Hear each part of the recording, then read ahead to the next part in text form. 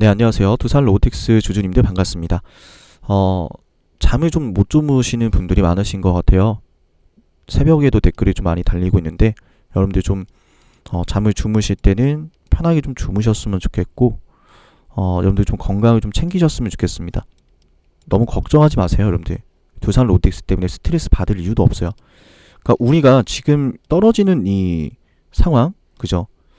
12월 달부터 이렇게 떨어지는 이 상황, 이거를 보지 마시고, 그러니까 떨어지는 걸 보지 마시고, 떨어지면서 무슨 일이 있었는가에 좀 집중을 하셔야 돼요.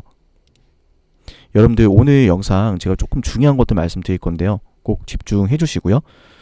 좋아요 버튼 눌러주시면 감사할 것 같습니다. 자, 일단은 첫 번째 포인트, 6월 달에 좀 우리가 살펴볼게요. 6월 달. 6월 달에 근데 일단 왜 올랐어요, 여러분들? 왜 올랐죠? 6월달에 두산 로보틱스가 코스피 200 이야기도 있고, 그죠? 코스피 200 이슈도 있었고, 뭐 있어요 또? 사실 이거 말고는 거의 없어요. 중간에 뉴 두산 이야기는 있었죠. 근데 본격적으로 시작된 것도 아니고 모멘텀이, 그죠? 그러니까 기대감을 주는 여러 가지 재료들이 조금씩 깔리고 있는 거예요. 그걸로 반응한 거예요.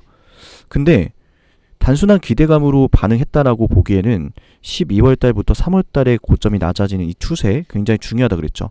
그죠? 계속 여기가 저항이 되는 거예요. 올라오다가 맞고 이런 식으로 움직였어야 되는데 얘가 어떻게 됐어요? 추세를 벗어났죠. 떨어지던 추세를 벗어났어요. 이게 바로 추세 전환의 급등인데, 추세 전환의 상승인데, 여기서 나왔던 이슈가 그렇게 막 뭐야 두산 대박이네 이럴 만한 게 없었어요. 그죠? 근데 그게 좋은 거예요. 왜냐면 그게 아님에도 불구하고 거래 대금이 어때요? 2월달 뛰어넘었죠? 3월달 뛰어넘었죠? 그 말은 누군가가 앞전의 물량들을 소화해 주었기 때문에 이렇게 거래 대금이 터진 거예요. 애초에. 그래서 영상을 찍을 때 몇 번씩 좀 자주 보여드리는 건데, 시티그룹 창구도 보시면은 3월달에, 그죠? 3월달에 이 구간에서 7만원대, 8만원대 구간에서 대량 순매수를 하고 지금까지 한 번도 매도를 안 했어요. 그대로 대량 매수하고 기다리고 있어요. 골드만삭스도 한번 좀 같이 보도록 하겠습니다. 골드만삭스도 휴대폰으로 보시는 분들이 많아서 좀 확대를 해드리겠네요. 골드만삭스도 지금까지 계속 조용하다가 어떻게 됐어요? 최근에 담았어요. 6월 21일. 자, 6월 21일이죠. 그래서 여러분들 여기를 조금 집중할게요. 6월 21일이요. 자, 주가가 올라갈 때 골드만삭스가 담았나요? 아니죠. 주가가 올랐다가 조정을 받다가 이유 없이 음봉이 터졌을 때 밑에서 담았어요. 그죠? 그러니까 결론적으로 이 두산 로보틱스를 모아가고 있는 주포가 있다는 거예요. 이 안에서. 6월달 하나만 놓고 봐도 2월달 실적 발표 나오고 저가 매수 들어오고 3월달 이슈가 없는데도 불구하고 또 마찬가지로 저가 매수가 들어와요. 그죠? 이 다음을 볼 수 있는 건 당연히 지금까지 제대로 된 실적 모멘텀이 터지지 않았던 상황이기 때문에. 근데 터지겠죠? 고령화 시대는 점점 더 강해지고 있고 저출산은 더 심각한 상황이고, 이런 상황에서 인건비는 올라가지만 근로자 수는 점점 줄어가죠. 저출산에 또 은퇴를 앞둔 분들이 굉장히 많기 때문에 기업들 입장에서는 생산을 할 수 있는 노동력이 부족해지는 거예요. 가면 갈수록 인건비는 부담이 되고, 그죠? 그래서 이 필연적인 흐름이라는 거예요. 협동 로봇의 수요는, 자, 우리 걸 써주세요 하는 게 아니라 뭐예요? 제발 좀 만들어주세요. 나 이거 필요해요. 이거 좀 잘 만들어주세요. 이거예요. 시간이 가면 갈수록 더 심해질 거고, 그러니까 이런 흐름을 알고 있지만 아무래도 협동 로봇 시장이, 그죠? 코로나를 시작으로 이제 산업용 로봇을 대체하기 시작을 했기 때문에 이 시장 자체가 아직은 좀 지켜볼 필요가 있다라고 많은 이제 애널들도 좀 생각을 하고 있는 것 같고, 데이터 값을 좀 보고 싶은 거죠. 근데 제가 말씀을 드렸지만 국내 협동 로봇이 5% 비중이고, 미국이라든지 유럽이라든지 이런 주요 국가들에서 우리가 여기에서 그냥 더도 말고 5%씩만 가져와도 전 세계 협동 로봇 시장이 15% 점유율을 차지하게 된단 말이에요. 근데 협동 로봇 시장은 계속 성장을 할 거잖아요. 그러니까 유니버셜 로봇과 일본의 화학과 이런 애들을 좀 비교를 한다면 당연히 이 친구들은 기존의 산업용 로봇에서도 강자였고 협동 로봇도 굉장히 빠르게 전환을 해왔기 때문에 시장 점유율이 높아요. 그죠? 근데 그래서 우리가 좀 생각을 해봐야 된다 그죠? 두산 로보틱스가 이런 쟁쟁한 기업들을 두고서 어떻게 성장을 할 수 있었을까? 그죠? 제가 자료를 좀 보여드리면서 이야기를 좀 드려야겠네요. 이것도. 그러니까 이런 것들을 그냥 좀 놓치면 안 되는데 잠시만요.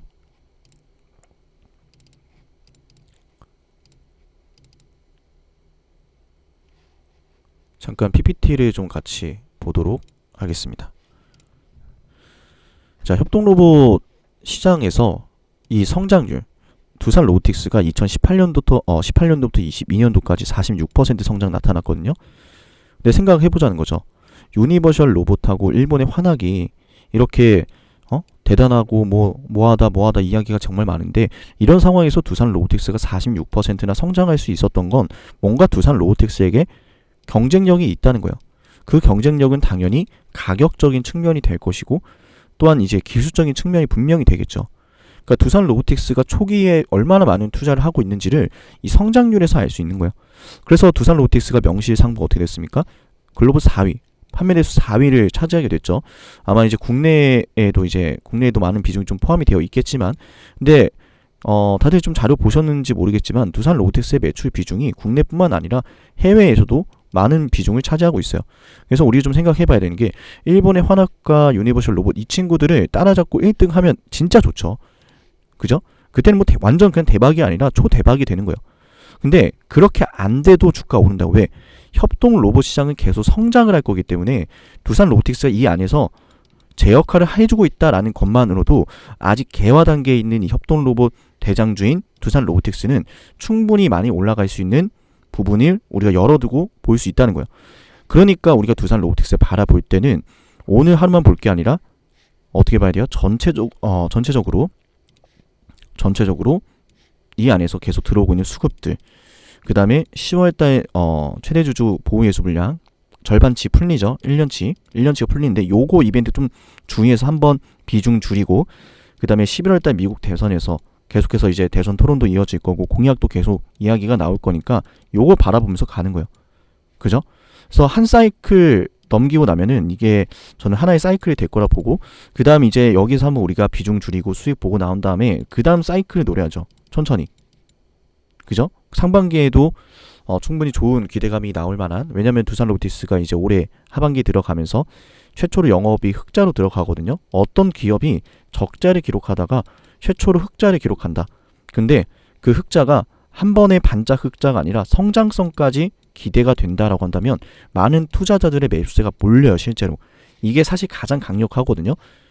계속 적자를 내던 기업이 드디어 흑자를 기록했는데 이 기업 시장도 굉장히 밝고 이 기업의 매출도 계속 성장할 것 같은데, 그럼 그때부터 이제 주가 적정 주가 산출을 다시 수정하고 목표 주가를 상향 조정하게 되면서 많은 매수세가 이제 몰리기 시작하는 거죠.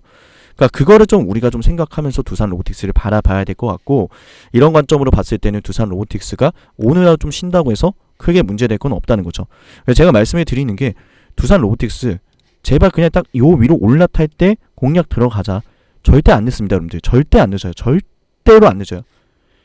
우리가 두산 로보틱스를 10% 먹으려고 매수하고 그런 거 아니잖아요. 기다리는 거 아니잖아요. 지금 우리 영상 보시는 분들 중에서 저는 두산 로보틱스 5% 먹으려고 들어왔어요. 10% 먹으려고 들어왔어요. 이러시는 분들 있어요? 없단 말이에요. 그죠? 근데 세력들을 우리가 좀 생각을 잘 해봐야 되는 게, 항상 매집을 어떻게 해요? 주가라는 것은 항상 적정 주가라는 게 있어요. 그죠? 적정 주가라는 게 있고, 이 말씀을 왜 드리냐면 적정 주가라는 게 있고 또 이제 고평가라는 구간이 있어요. 고평가. 그리고 적정 주가 이하로 빠지면 우리가 그런 걸 뭐라 그래요? 저평가된 주식이라고 하죠. 그러니까 지금 이 두산 로보틱스를 바라볼 때 사람들이 이제 고평가라고 하는 이야기는 당장에 지금 매출액이 안 나오기 때문에, 당장에 실적이 없기 때문에, 앞으로에 대한 불확실성 때문이라고 하는데, 자, 앞으로에 대한 불확실성 맞나요, 여러분들? 협동 로봇 시장 수요 점점 커지나요, 작아지나요? 노동력을 대체하려고 하는 기업들의 노력은 지금 이 순간에도 계속해서 이어지고 있고, 이 협동 로봇이 나타나기 전에도 계속해서 그렇게 해왔어요. 매출과 실적은 나올 텐데, 그죠? 결국 그러면은 언제 그게 터지기 시작할 거냐, 그게 관건이겠죠. 제가 늘 말씀드린 모멘텀이, 그래서 이거에 연결이 된다고 보시면 되는데, 이 언제 모멘텀 이게 확실해지면은 주가는 이미 올라 있어요, 여러분들. 불확실성이 해소가 되면은 이미 주가는 고평가 구간으로 들어가 있단 말이에요. 그 언제를 판단하고 저평가, 적정 주가에 들어가 있는 거예요. 세력들이 고점에서 매집을 합니까, 여러분들? 아니죠. 이런 이야기 나올 때 밑에서 담아간단 말이에요. 적정 주가 이하에서. 그래서 두산 로보틱스가 여기가 뭐 고평가다 뭐다 라고 이야기를 하는 건 의미가 없다는 거예요. 왜? 아니 담아가고 있는데, 대놓고 담아가고 있는데, 지금 당장의 통계 자료만 보고 이게 고평가다 뭐다 이야기를 하는 건 의미가 없다라는 이야기예요. 왜? 두산은 매집 잘하고 있고 급등 터지면 정말 미친 듯이 갈 거기 때문에. 그리고 한 가지 좀 조심스럽게 예상 시나리오를 하나 좀 추가로 말씀을 드릴 건데, 이거는 좀 조심스러운 부분이어서 영상 후반의 일부를 말씀을 드리는 거예요. 뭐냐면은 우리 찐 구독자분들만 보통 영상을 끝까지 보시는 걸 제가 알기 때문에, 어떤 거냐면 지금 두산 로보틱스의 유통 주식수가 29%밖에 되질 않아요. 그러니까 유통 주식수가 30% 미만인 종목들은 보통 우리가 이제 흔히 품절주라고 하거든요. 품절주. 그죠? 그래서 어떻게 보면은 하나의 모멘텀이 터지더라도 그 모멘텀이 오늘도 터지고 내일도 터지고 내일 모레도 터지고 한 달 뒤에도 터지고 이렇게 연속적으로 빠른 기간 내에서 모멘텀이 등장하는 게 아니면 이 품절주가 장기적인 추세를 만들기가 쉽지가 않아요. 그래서 저는 오히려 10월 달에 최대주주 보호 예수 물량이 풀리는 이슈가 있잖아요. 절반가량. 그죠? 1년치가. 이게 풀리고 나면은 유통 주식수가 조금 늘어나는 건 어떨까? 그죠? 차라리 이제 최대주주 쪽에서 그때 당시에는 악재일 수 있어요. 최대주주가 그죠? 자기 물량을 뭐 어떻게 했다 저떻게 했다 뭐 입에 담지는 않을게요. 기분 좋은 이야기는 아니니까. 그래서 그 전에 일단 팔겠다고 하는 거고, 그게 좀 풀리고 나서 유통 주식수가 조금 늘어나기 시작하면은 두산 로보틱스는 모멘텀이 터졌을 때 좀 장기적인 추세를 만들어낼 가능성 저는 충분히 있다라고 봅니다. 그러니까 유통 주식도 좀 늘려줘야 외인들도 이 주식을 좀 보유해가는 비중이 좀 늘어날 수도 있는 부분이고, 그러니까 여러 가지로 이런 것 좀 생각하면서 장기적인 관점을 좀 그려가고 있습니다. 우리 두산 로보틱스 주주님들께서는 오늘 하루만 보시면서 너무 힘들어하지 마시고요. 차분하게 모아가시면 될 것 같습니다. 네, 이번 영상 여기서 마칠게요. 네, 오후에 뵙도록 하겠습니다. 감사합니다.